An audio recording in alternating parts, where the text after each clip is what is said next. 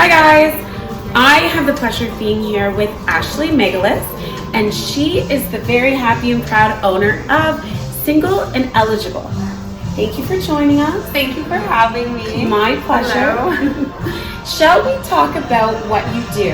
Absolutely. So my company is called Single and Eligible, and it's mainly a speed dating and matchmaking company.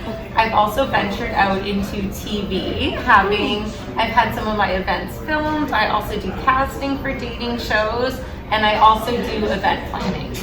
That's pretty cool. Is the event planning revolving around? So for this year, it's still evolving around singles events, but there's going to be events that are also scheduled, whether you're single or not. They're just going to be themed events, just to go out and meet with people and an excuse to get dressed up and do something fun. Absolutely. So I find speed dating is one of those things that has a lot of preconceived notions or a lot of anxious energy around. Yes. Can you kind of talk to me about it? What is speed dating? Well, there's definitely a stigma around it, and when everyone thinks of speed dating, they sort of think of the scene from The 40-Year-Old Virgin, where it's a bunch of people in a room and some very, very awkward people. Essentially, the best way to describe speed dating and what I say to all my clients and potential clients, it's sort of like the in-person version of Tinder. So you do get to meet and see quite a few people, but instead of swiping, you're having actual face-to-face conversations. And then instead of swiping, you write on a card yes or no if you'd be interested in following up. Got it.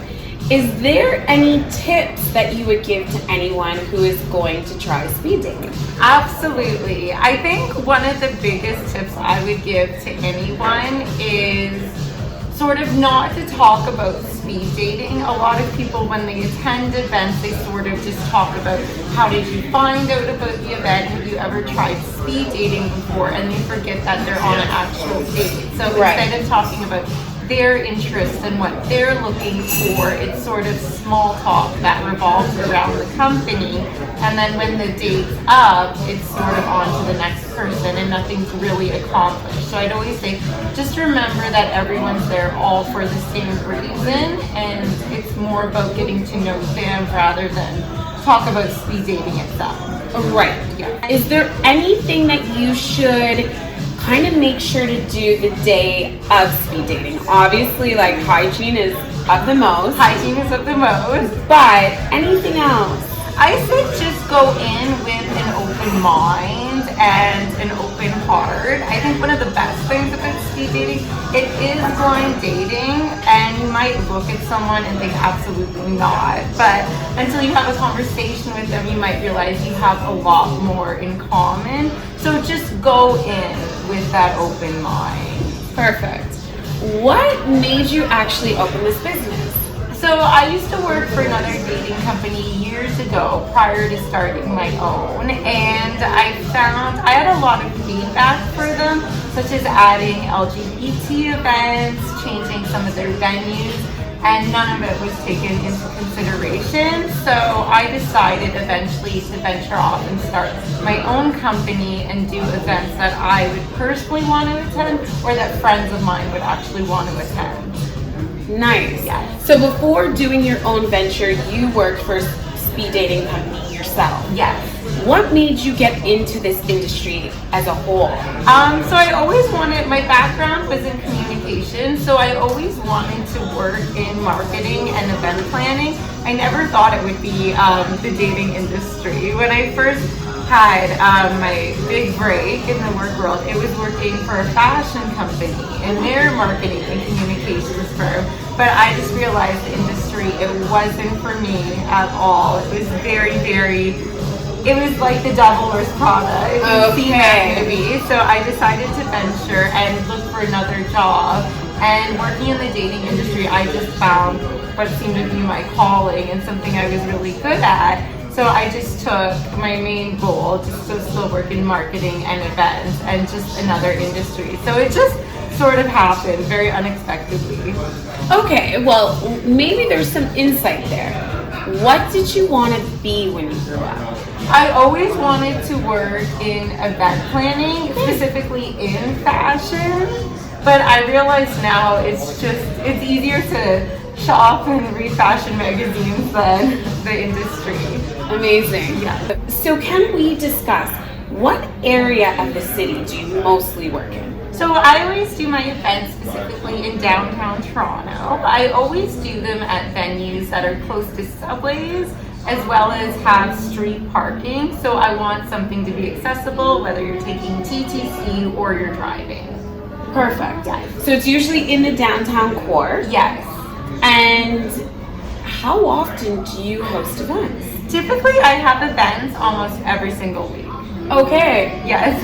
Okay, and it doesn't matter. I know that you do different sort of events. Can you talk to me about that? Yes, so I'll do straight and LGBT events. So for example, this weekend my company does have both gay and lesbian speed dating, and then next week I do have a straight event for young professionals in their 20s and 30s. All my events, they're categorized by age group, so you can meet singles in your age demographic. Got it. Yeah. Can we talk about matchmaking for a second? Yes, for What sure.